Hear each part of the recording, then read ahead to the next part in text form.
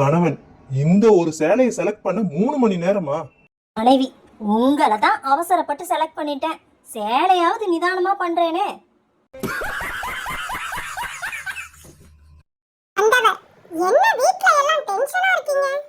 வீட்டுக்காரர், காலையில காஃபி பொடி வாங்க போன என் பையனை கடத்திட்டாங்க.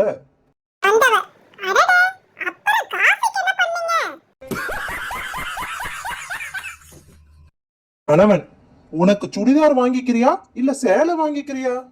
மனைவி, இந்த ஒரு விஷயத்துல உங்களுக்காக விட்டு கொடுக்கறேன். உங்களுக்கு எது துவைக்க ஈஸியா இருக்கோ அதையே வாங்கிக்கிறேன்.